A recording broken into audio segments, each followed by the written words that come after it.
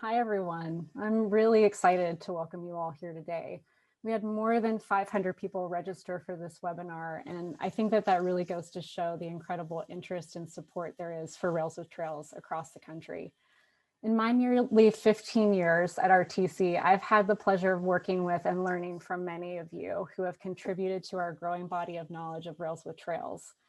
We also look forward to connecting with those of you who have new experiences and projects to share, as we intend to present a series of webinars on Rails with Trails over the coming months and years. I'm also really thrilled to introduce you to our panel, who bring such a wide range of knowledge and expertise to this conversation. First, we have Jared Fidjelkowski, who is a community planner with the Volpe National Transportation Systems Center. His work focuses on bicycle and pedestrian planning, transportation planning, and instructional design. Over the past few years, Jared has led research efforts on Rails with Trails for USDOT. RTC worked with Jared and his team to explore Rail with Trail best practices, and some of the lessons learned will be shared today. Next, we have Heather Deutsch, who is currently the executive director with the Santa Barbara Bicycle Coalition. Heather has more than 20 years of experience working as a bicycle advocate and planner, with 7 years in the public sector as a sustainable transportation specialist for the District of Columbia, working on bicycle and pedestrian trail projects and programs. Heather has also managed teams for private consulting firms working on bike trails and safe routes to school projects across the country as a transportation planner and design specialist. Today, Heather is going to share some of her experiences working with railroads, public transit, and transportation agencies to complete Rail with Trail project in Washington, D.C., our beloved Metropolitan Branch Trail. And next, and finally, we have Matt Coffing, who is currently a senior asset manager with the Atlanta Beltline, Inc. Matt joined ABI in 2020 as the senior asset manager, bringing over a decade of experience in the construction management and real estate industries, including the real estate department at CSX. Over his career, Matt has been successful in working toward converting over 40 former railroad corridors into multimodal trails in both urban and rural areas across the East Coast. In his current role, Matt has responsibility for property management and administration of all assets held by the Beltline. Welcome to our panelists, and thank you so much for your time today. We're really excited to have you here. So the next slide, please. As I mentioned, we intend for this webinar to be the beginning of a series on Rails with Trails. There's so much to share with you and to continue engaging with you on. So we're treating today's webinar as an opportunity to share trends, challenges, and practices that will help you determine if Rail with Trails might be a viable facility for your community. While we may reference design recommendations, this webinar is not a presentation of guidelines and standards. Rather, we're going to take an in-depth look at stakeholder perspectives so that you, as trail managers and planners, know before you may even put pen to paper what to expect along the way and what might influence a project's success. So we'll do a brief introduction of Rails with Trails, talk a little bit more about stakeholder perspectives as part of the research that Jared and I did with USDOT, and we'll move to a case study of the Met Branch Trail, which Heather will provide, and then a panel discussion with all three of our panelists. And at the end, we'll have time for Q&A from our audience. Next slide. So what is a Rail with Trail? The term Rail with Trail describes a shared use path or a trail open and developed for public use that is located on or directly adjacent to an active railroad or transit corridor. The term includes trails that are located on or near active railroad or railroad transit corridors and next to their property, not just those that are located on the railroad right-of-way. Rails with Trails are fundamentally distinct from Rails to trails, in which all rail service has been discontinued or abandoned, tracks or other infrastructure removed, and the entire right-of-way converted to a trail.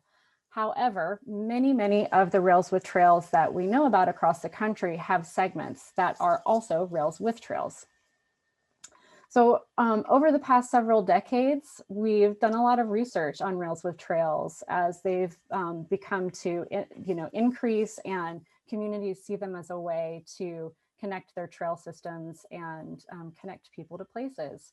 RTC has been studying rails with trails since the mid-1990s, with our most recent report published in 2013. The most comprehensive report on rails with trails was commissioned by the US DOT and published in 2002. We received dozens of comments and questions through the registration of this webinar, and answers to many of those questions can still be found in these resources, which include information about planning, design, policies, safety, liability issues, and more. Next slide.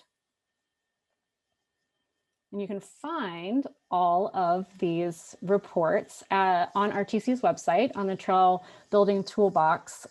There you'll find additional resources like a comprehensive rail with trail list that was just updated this month, a recreational use statute list, example lease and easement agreements, an image library, and a state-by-state matrix of all applicable state laws and statutes.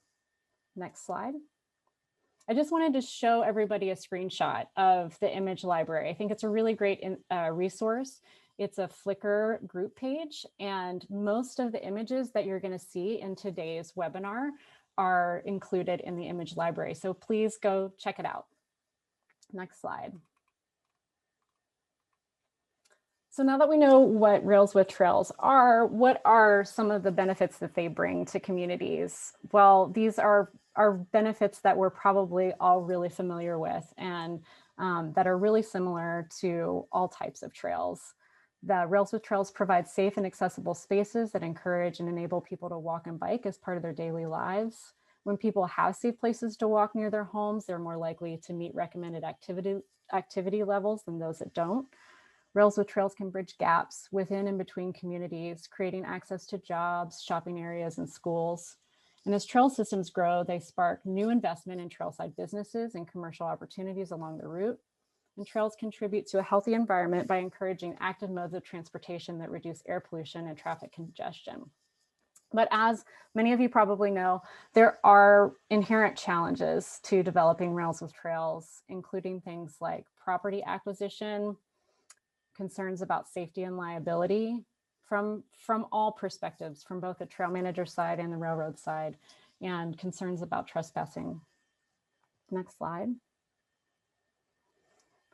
So where are Rails with Trails? They are all across the country. And like I mentioned, a lot of Rails with Trails are potentially included as pieces of larger rail trail systems or other multi-use trail systems, but we know of nearly 400 Rails with Trails today in 47 states and comprising more than 1,000 miles. It's probably not surprising that many of the states with higher numbers of rail with trail segments are states where we see a lot of rail trails as well. This slide gives you a sense of the cumulative number of Rails with Trails. Those are the orange bars to the left, and then the total mileage. And this is as it was reported in 2018, when Jared and I completed some of our research for USDOT. So what this graph shows is the exponential growth in both the number and mileage of Rails with Trails. Next slide. So another important thing to understand as we continue in this presentation is that there are different types of Rails with Trails, and based on what type of trail you're potentially working on, you may have different challenges and different opportunities that come up based on some of the characteristics within each of these types.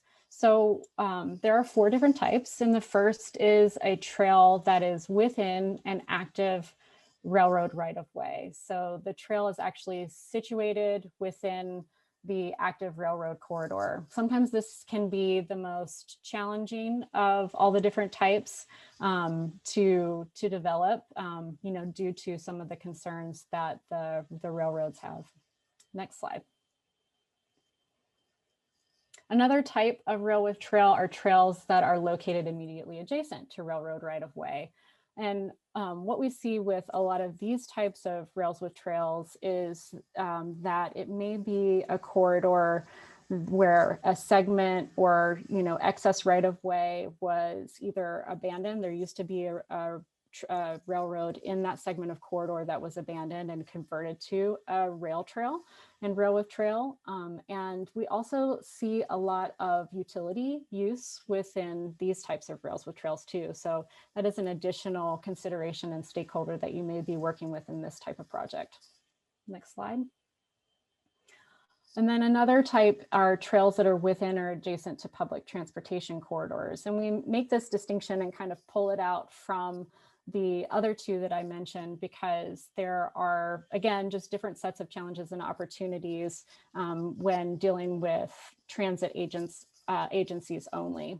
And we will touch on that a little bit during this webinar, but we do plan to host a webinar that is specifically focused around trails that are within transit agency corridors. Next slide. And then the final type, which is really just emerged, I would say, within the past decade or so, is rail to trail to rail with trail conversion. So this is a trail that may have already been established as a rail to trail in an abandoned corridor, and then transit use was established within the corridor and a new trail built alongside a new transit project. Next slide. This image gives you a really clear example of how this might work. Within 100-foot right-of-way that was abandoned, there used to be an old trail that may have been removed, replaced by a transit line with a new trail facility installed. Next slide. This chart gives you a really good sense of where rails with trails are located, within the corridor, based on some of the trail manager interviews that we've done over the years. And what you see here is that there can be lots of open trails and trail projects that might exist both within and outside of the right-of-way. So people are starting to get really creative about how to manage their projects in a way that they can respond to maybe some of the physical constraints that are inherent to rails with trails. Next slide. And then we also wanted to illustrate what's been happening with trends in relation to the type of rail service within the different corridors that rails with trails occupy. So one of the big findings here is that you see a decrease in the number of trails established in freight corridors and an increase in trails established in either transit or passenger corridors. So again, we hope to provide additional webinars in the future that focus specifically on this growth in the transit corridors. Next slide. And we're going to go ahead and transition to talk a little bit about some of the perspectives that we heard from interviews with different stakeholders as part of the research that Jared and his team completed over the past couple of years. So I'm going to hand it over to Jared to talk a little bit about railroads, policies, and perspectives. Thanks, Kelly, and good afternoon, everyone.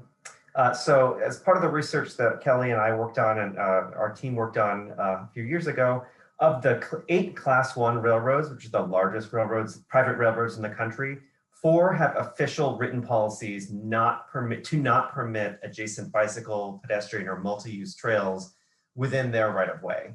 The other 4 don't have official policy regarding rails with trails, but in our conversations with them, they noted that they typically don't allow parallel trails within their right-of-way, except on a very limited basis when a proposal meets certain criteria that they have. Relatively few of the Class 2 and 3 regional railroads have official policy regarding rails with trails. So there may be more of an opportunity there, but that doesn't necessarily mean that they're more open to it. When we talked with the railroads, they did express several concerns, including trespassing. They said that locating a trail near train tracks might reinforce the public perception that the railroad right-of-way is a place for the public to be. And in their position and based on their ownership of the land, it's not. And that they might use the trail as a or they might use the railroad right-of-way as a shortcut and increase trespassing. Another concern was work hazards. The railroad right-of-way includes not just track, but underground signals, cables, and other infrastructure. And they think that locating a trail within that rail right-of-way could create a work hazard if crews had to conduct their work closer to the active railroad tracks because of the presence of a trail. Next, there was concern about quiet zones. And this is something that that 2002 report that Kelly mentioned earlier didn't address because quiet zones weren't really a thing back then, or not nearly as large as they are now.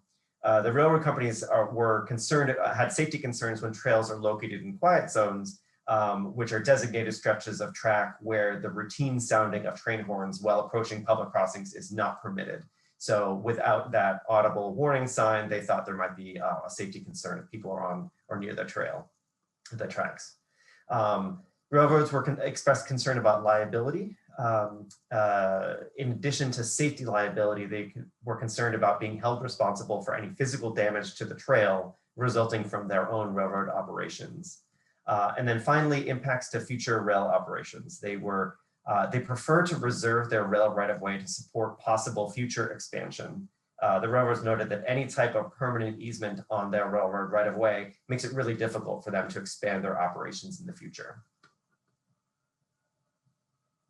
And I did want to jump in here to provide a little example of a railroad trail policy and design standards that was produced by the CEDACOG Joint Rail Authority. That's a council of governments in Pennsylvania. And I wanted to thank Jerry Walls for bringing this to our attention before the webinar. So, while we're talking about our experience with freight railroads, we're often describing some of the trail managers' experience in dealing with Class 1 railroads. So those are the larger railroad companies, but there are also hundreds of miles of railroads across the country that are owned and managed by different entities. And this is just an example of a public-private entity that owns more than 200 miles of railroads in Pennsylvania. And they were able to develop these set of policy and design standards that have resulted in the development of 7 trails within their rights of way. So just a quick example of, in thinking about the different types of freight railroad that you might be working with, it's not always Class 1 railroads. And this is a great example of something that you might consider, adopting if you have a similar private partner, public-private partnership, and or if you're working with a short line railroad as well.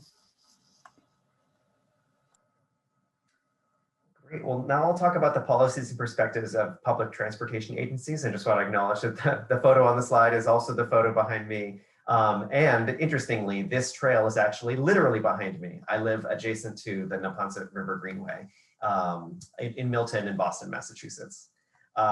So in contrast to what I just talked about in terms of what railroads perceptions and concerns are about rails with trails, I think that public transportation agencies are a little bit more open to them. A few public transportation and rail authorities have developed guidelines on rails with trails to provide consistent standards along the routes, but certainly not all of them have.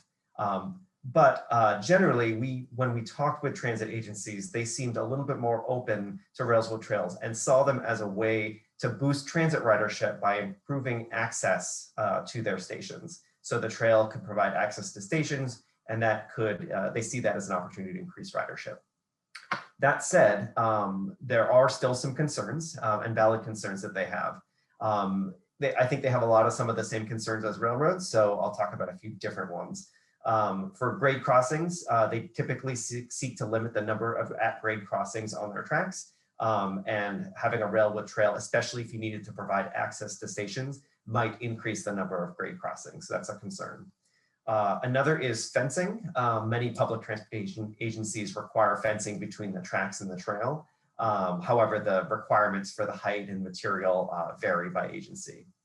and signage. They expressed concerns about, well, requiring no trespassing signage along that fence that needs to be there. They also, but in addition to noting some safety concerns, some some transit agencies also indicated that they might see some safety benefits in terms of reducing having a railroad trail reduce opportunities for trespassing, dumping, and vandalism by channelizing the bicyclists or pedestrians who would be using the corridor, that if it's not developed as a railroad trail, the trail guides them to a safe path, essentially. Next slide. Great. And also, as part of our research, we talked with state DOTs. We identified 15 state DOTs that have written policies that relate to railroad trails. Often that was part of their regular trail guidance, but they had specifically called out some standards or requirements for railroad trails.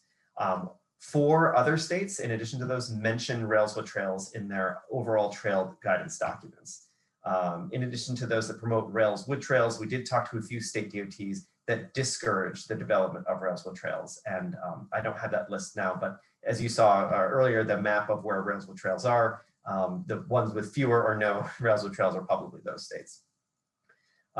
Some of these guidelines that the state DOTs have put out have minimum design requirements and safety standards for railroad trails. For example, the guidelines sometimes require that railroad trails be set back a certain distance from the track and require some sort of barrier between the track and the trail. But others don't have those requirements. You've seen photos so far where there is no barrier or any significant distance between the track and the trail. But most state DOTs that we talked to did indicate that their design guidelines are meant to be flexible and adaptable, as each railroad trail project is unique. And many of the state DOTs referred directly to that 2002 US DOT railroad trails guidance as well.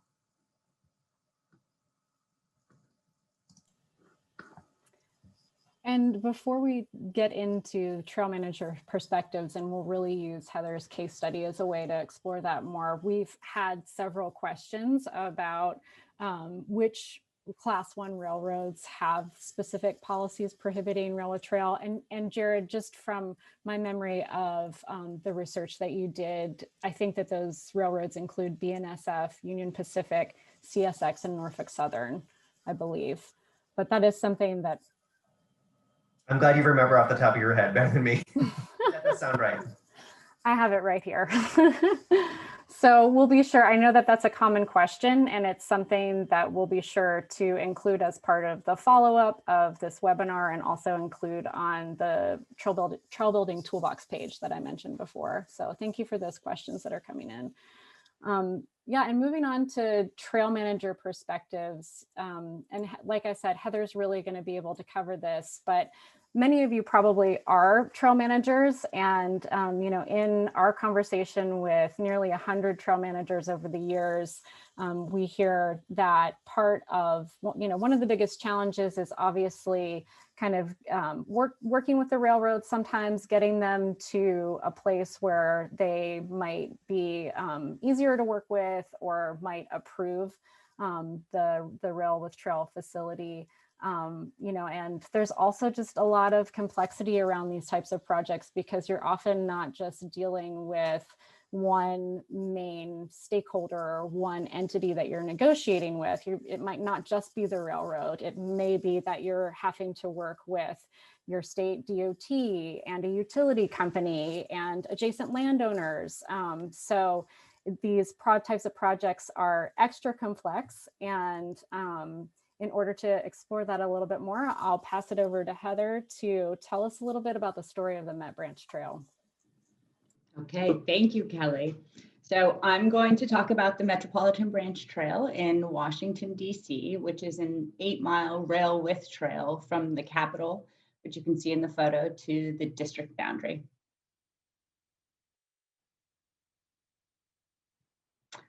It parallels a transit and a Class 1 freight line, which is also used by Amtrak, which you can see in the background of this image. Sorry, go ahead and go back one slide. A section of the trail was built with a new transit infill station, which is further south, which created additional pressure to get this section built. This is a really good example of building when you can as part of a larger vision. And you might notice Kelly in this picture here. It also included a bridge connecting the trail to the transit station. So hence where a lot of the complexity comes from. The right-of-way was quite wide and there was space outside of the active rail right-of-way. The purchase corridor was 50 feet from the center line. Eminent domain was used to acquire the corridor, which is unique, but remember that eminent domain does not mean that you acquire the corridor for free, but rather you pay its assessed value. So in this case, it was $2 to $3 million.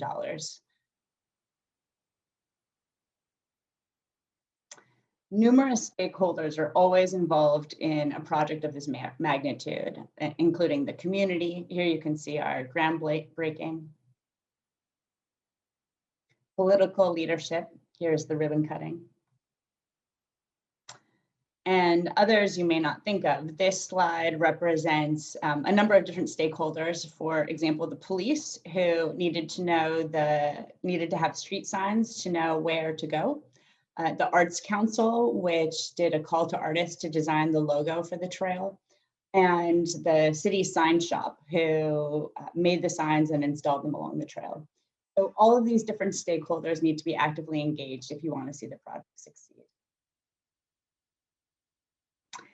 Acquisition and land assembly is often complicated and requires negotiation. Make a plan for numerous options. That's very key. So this is a map that I created when working with our legal division so they could understand what type of legal agreement was required for which property. They were getting very, very confused. As you can see by this map, it was confusing. This was in particular for the bridge. And I do want to highlight a few different pieces where it says WMATA, that was the transit agency.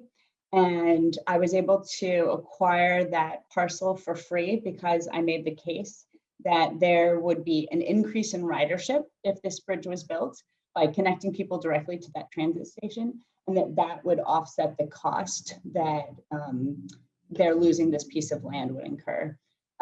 Similarly, the same with CSX, the Class 1 rail corridor. I needed a temporary construction easement for much of the land that you see on that image, but I also needed permanent air rights for a piece of the bridge.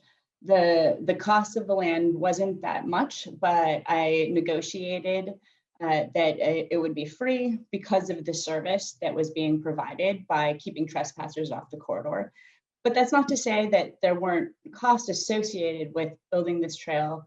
In addition to the acquisition of the other part of the corridor, which was mentioned, I also want to highlight there were flaggers that were required to build this bridge, and that cost a couple $100,000.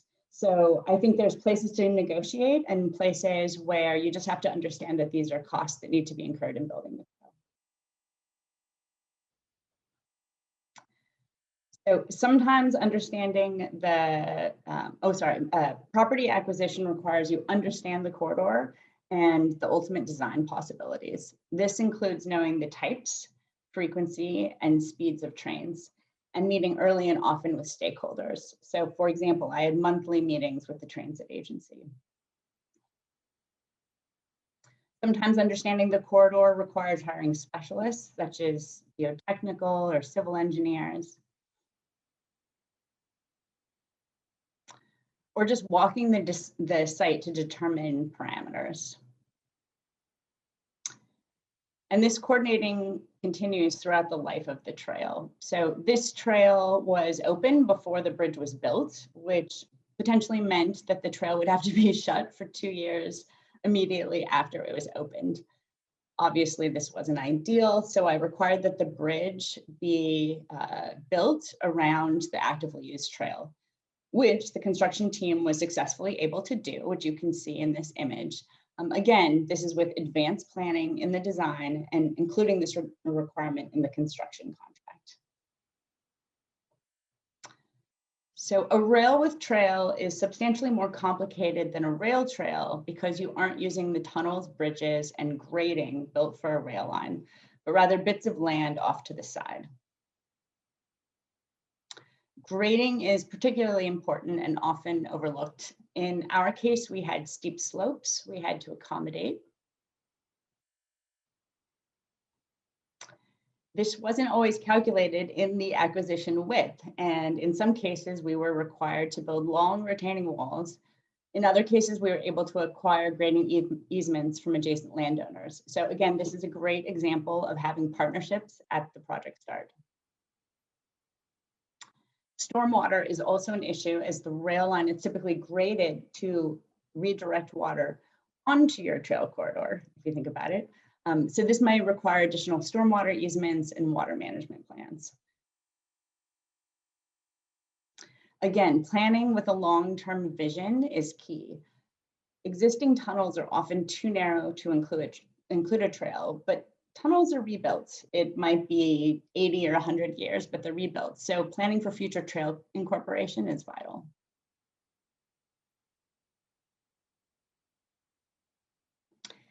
In the case of bridge construction, the complexity of the project was offset by the demand to address safety issues.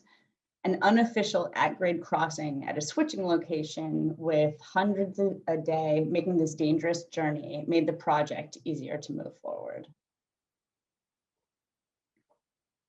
Although the rail company could argue that these were trespassers, our goal to create an overcrossing far outweighed the legal argument.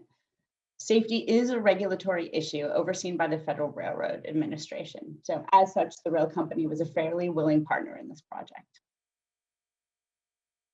And so the trail, or this section, was built. And it became a really important part of the community. It was designed with connections at every street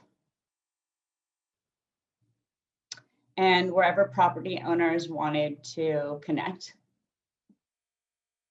and provides a safe location for all ages to walk and ride. And we're all very, very proud of it. So thank you. Thank you so much, Heather. So I'm glad that we have quite a bit of time to have a good discussion around some of the concepts that were presented, and we've got lots of good questions coming in, so we'll be sure to get to Q&A. But you know, as part of our decades of research, we've observed an increase in the number of rails with trails across the country. But at the same time, more challenges and barriers exist, especially for projects where the trail is located within the active freight railroad right-of-way. Since many of the questions we get from this audience are usually related to how do we work with the railroad, this discussion is going to focus primarily on that perspective. And in speaking with dozens of trail managers, we also know that while every project is 100% unique, there are known factors and considerations that are really important to understand before you commit the time and resources to a project. So understanding stakeholder perspectives and being knowledgeable about their organizational structures, systems, and motivations is really essential to assessing the feasibility of a project. As you could see in Heather's photos and her descriptions, you know, these are typically really, really complex projects, you know, maybe more so in a denser urban area, but they do come with extra challenges nonetheless. So this discussion isn't really meant to discourage, but it's really trying to illuminate some of the realities that are going to help you as trail managers and planners set your priorities for your plans and your communities. So with that, we'll get to our first question, which I'm going to direct towards Matt because he hasn't been a part of the conversation yet. And we are really fortunate to have someone that comes with a railroad perspective and background. So I think that everybody will get a lot out of this discussion. So the first question for Matt is, despite the excellent safety records of rails with trails, it still isn't surprising that railroads have concerns with co-locating trails and active railroad corridors. So from your experience, what are the railroad's primary concerns and why? Sure, thanks, Kelly. I think Jared had a great summary of a lot of the big concerns, but from my experience, it really boils down to two primary concerns. The first being safety. While the reports do indicate that the number of incidents with individuals utilizing the corridor through trespass, those injuries might be down. The reality is putting a trail inside of a railroad corridor does increase the total number of people within the railroad corridor. Train accidents happen frequently, hopefully with minimal injuries. But one of the biggest fears that a railroad has when considering a rail with trail project is the potential for untrained individuals coming in close contact with very large, heavy machinery, which doesn't usually end well. The second biggest concern from my experience has been the limitation on future economic opportunities. So a railroad exists to serve its customers. And this really happens in two ways. The first being that the trail next to the railroad corridor limits the opportunities for future railroad expansion. If they ever have capacity issues requiring a second track to be put in, depending on corridor width, you may no longer have the width to be able to achieve what you need to do with a second track. But there's also a second way in which it impacts, which is typically by the fact that most railroads, with the exception of intermodal or transloading operations, they're serving customers who are immediately adjacent to their tracks. So you're either on, if you're on a north-south line, you're either serving somebody on the east or west. By putting a trail right directly next to the tracks, you have essentially limited the ability for future customers to locate on either the east or the west side of the tracks, depending on where the trail is. That's one way in which it impacts the ability to locate future customers. But the second way is what happens typically with these trail projects is the adjacent land uses change. Whereas historically they may have been more industrial centered, predominantly because industrial use is centered around the railroad. As these trails get built, what we really see is the use of the land change from an industrial use to light retail, residential, and such. And while that may be great for the community, it's bad for the railroad business itself. So those are the primary concerns that I have observed in my career. But Jared had a great list as well. Great, thanks. Anything else, Heather and Jared, that you wanted to add to that question related to the concerns of the railroads? No, I think like Max said, I covered that in my slide. Okay. And so, and we'll kind of kick the next question to you, Jared, in your conversations with, both freight railroad companies and, in some of the conversations with transit agencies too, are there any specific characteristics or conditions of a corridor or a project that might make a rail with trail more feasible there? Sure. I think the first is locating the trail as far away from the active railroad as possible. So that could mean still staying within the railroad's right of way, but locating it as far, maybe 50 feet or more from the active track, or it could be looking at the adjacent properties near where the railroad are, and because there may be other landowners that might be more amenable to the opportunity of having a railway trail. Let's see. Another is being aware of what the railroad's potential expansion plans may be. You may not necessarily at this point at this stage in your project want to reach out to the railroad just yet. You might want to get more ducks in a row first, but your local economic development agency might be aware of what the railroad's potential expansion plans are. And when you do become aware of any potential expansion plans, you're going to want to locate your trail on the opposite side of those. So say the railroad wants to double track or add a siding, try to locate your trail on the opposite side of the tracks where they're trying to make that expansion. Let's see, and I mentioned earlier that the short lines don't necessarily have policies against them, so they may be more amenable. So trails, if you're locating your trail along a short line, so a class 2 or 3 railroad, they may be more open to the idea.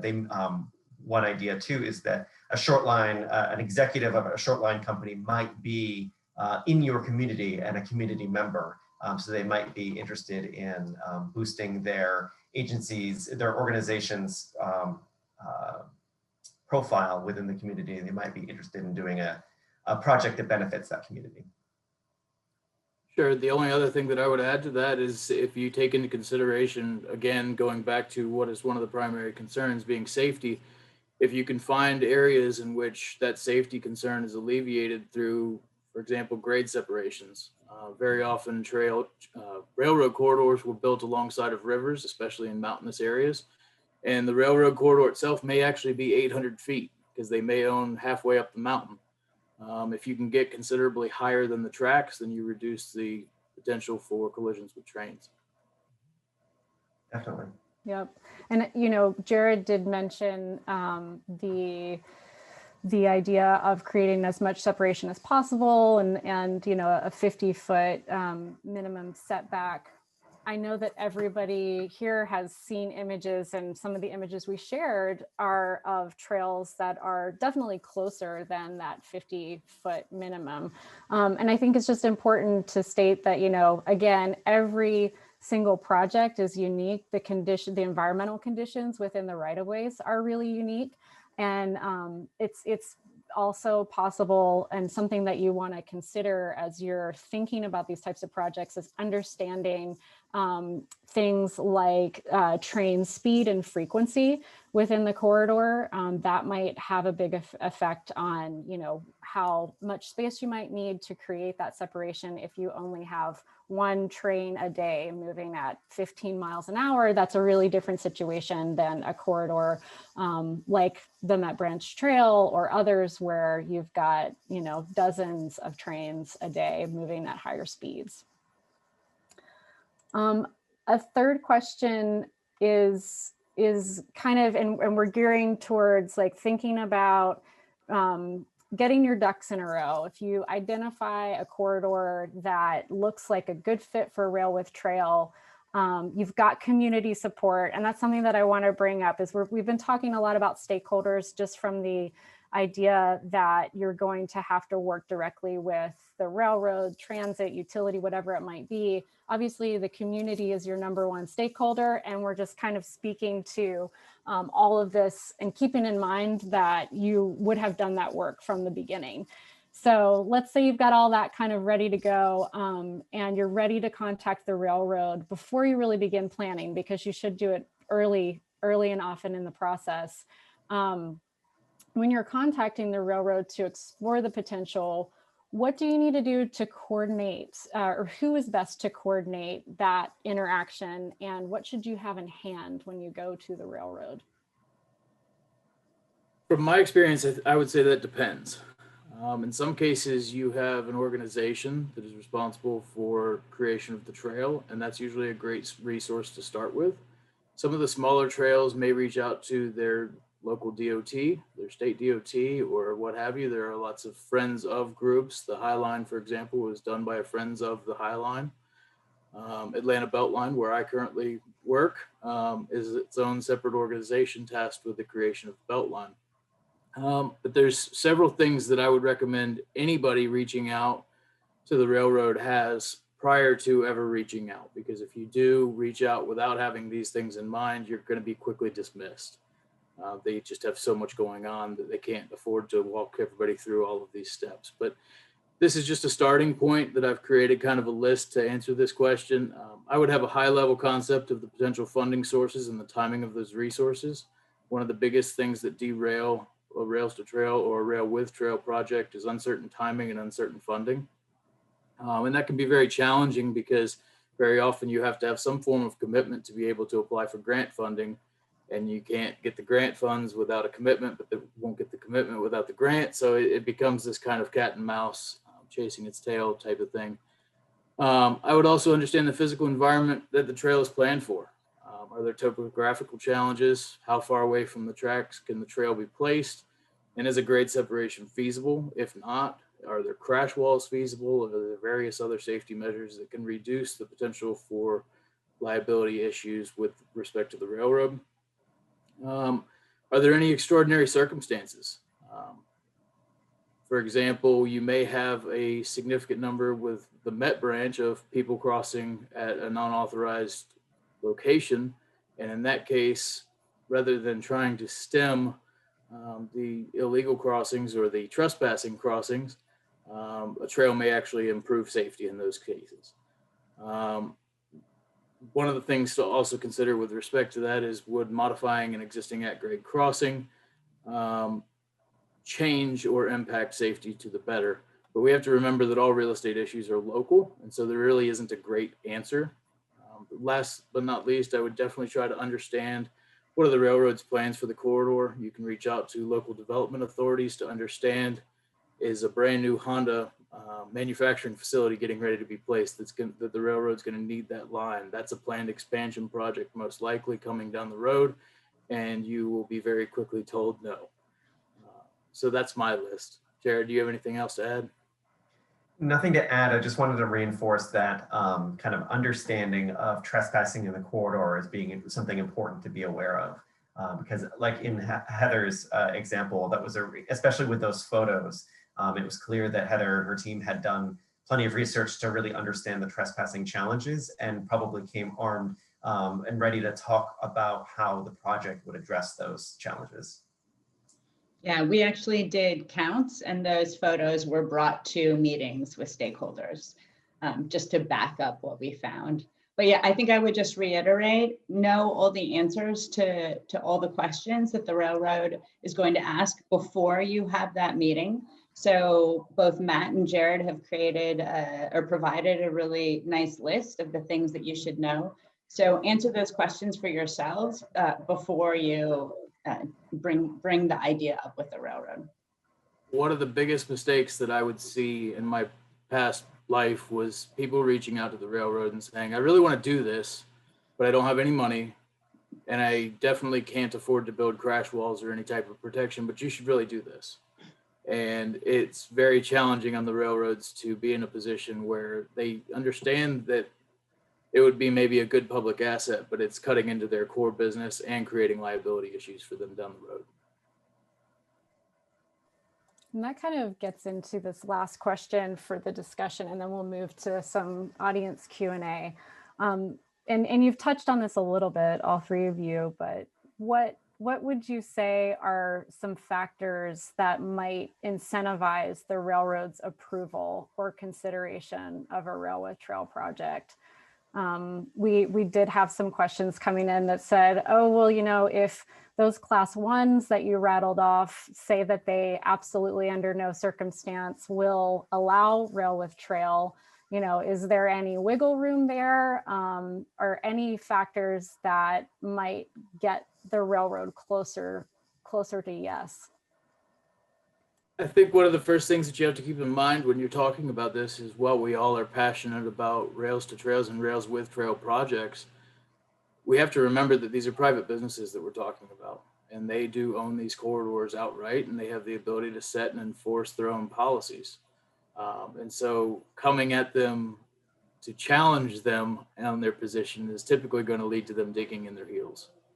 Approaching them with reason and rationale about why you think, as Heather did with the Met branch, why you think this is actually something that would improve safety is a much stronger tactic.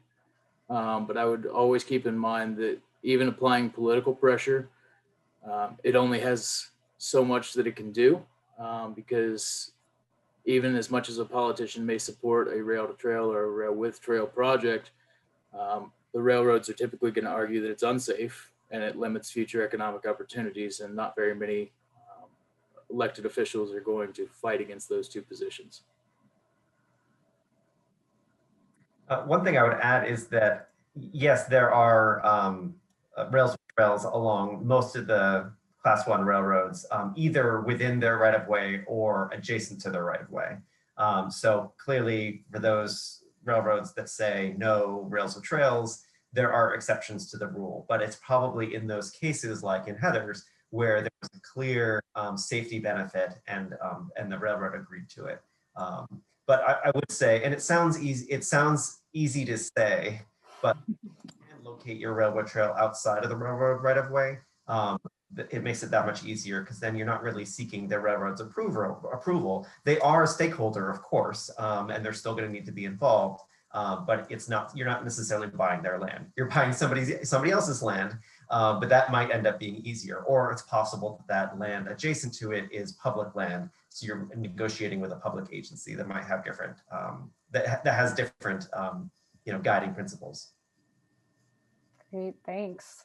And I'm also just reminded to reiterate that everyone there are lots and lots of people on this webinar right now who have immense experience. And if you are trying to understand more about a specific railroad or specific tactics or strategies, I think that sometimes one of the best things you can do is try to find a successful project and an open trail that matches some of the characteristics of your projects, and reach out to that trail manager to understand a little bit more about how they went about the process. And again, you can find more information at the links that I gave you at the beginning to find a list of rails with trails, and you can use traillink.com to find those trails on our national map.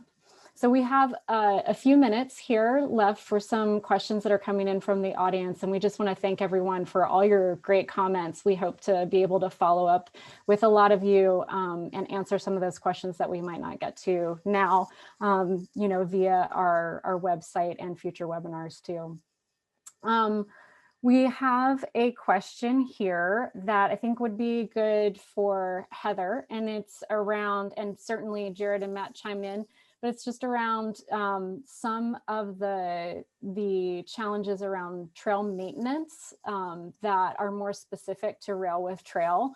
So this person asked specifically about snow removal. I know you had a little bit of that in DC, not as much as some other northern places, but how is maintenance handled on rails with trails, and how might it be different from a traditional multi-use trail?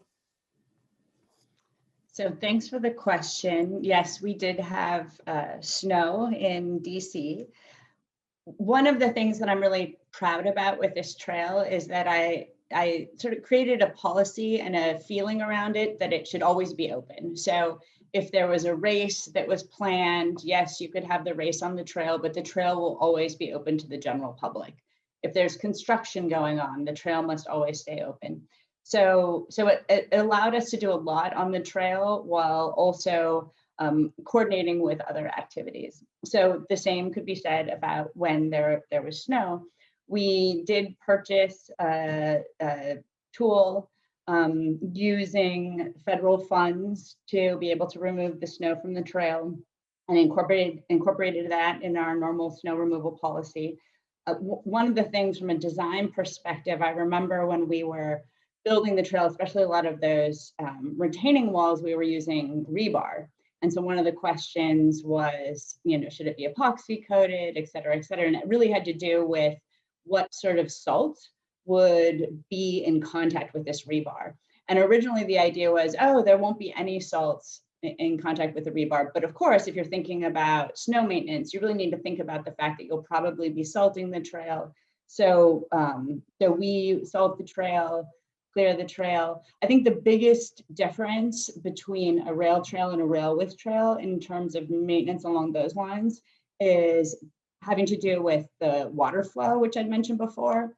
So we have a lot of water that crosses the trail, and especially if you have a freezing night and just a small trickle of water that's crossing the trail, that becomes black ice in the morning. So that was probably our biggest issue. When there's snow on the trail, people can see it, but it's that black ice situation that's most dangerous.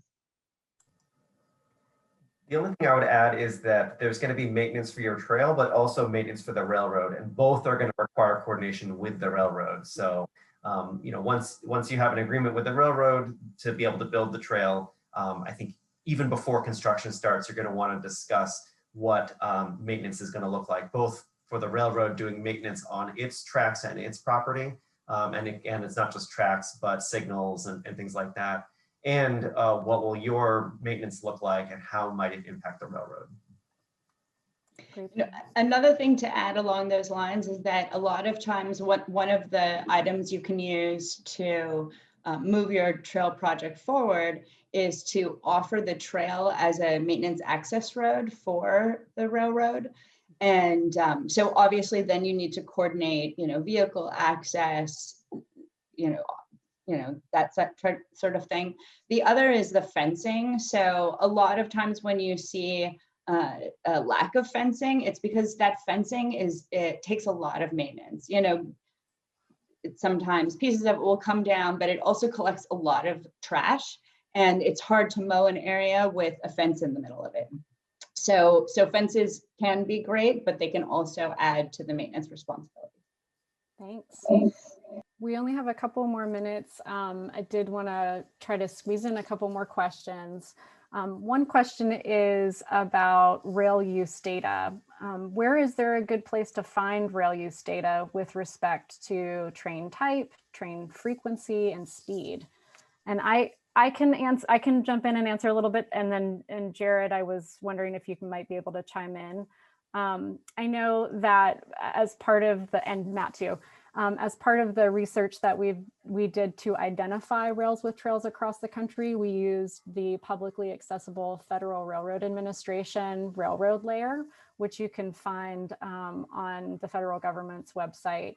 And that provides you with a little bit more information on the volume of traffic on the corridor and the railroad corridor owner and operator as well. And typically you could go to, somebody within your Department of Transportation, I would say, would know how to access that, or somebody within the planning division of your municipality. But that's a good place to start. Anything else to add there? No, just I agree with all that, and your state DOT may also have layers and additional information to share. Great. And you could potentially access your tax parcel records to see if if you're looking for ownership, that might be accessible there too. Here's a question about tax benefits. Are there tax benefits to railroads that can make adding a trail in their active corridor more financially attractive or beneficial? Matt, I don't know if you might have an answer or guess. I can. Typically with the tax benefits, what you're talking about would be only if it was done as a donation. Mm-hmm.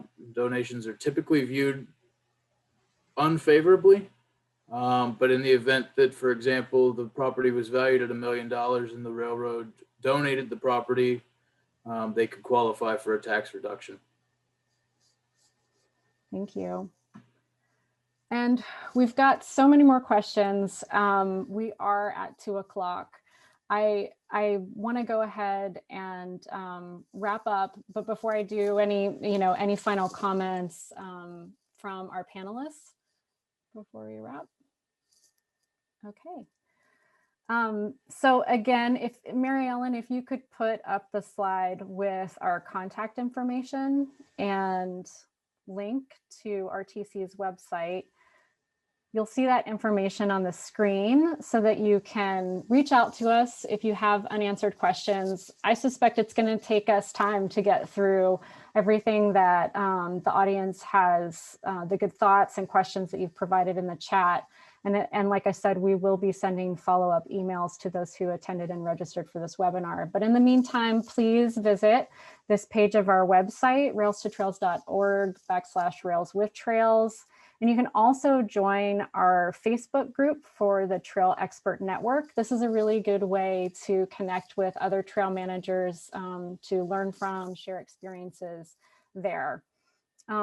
So again, before we wrap, I just want to say thank you so much to our panelists. We really appreciate your time.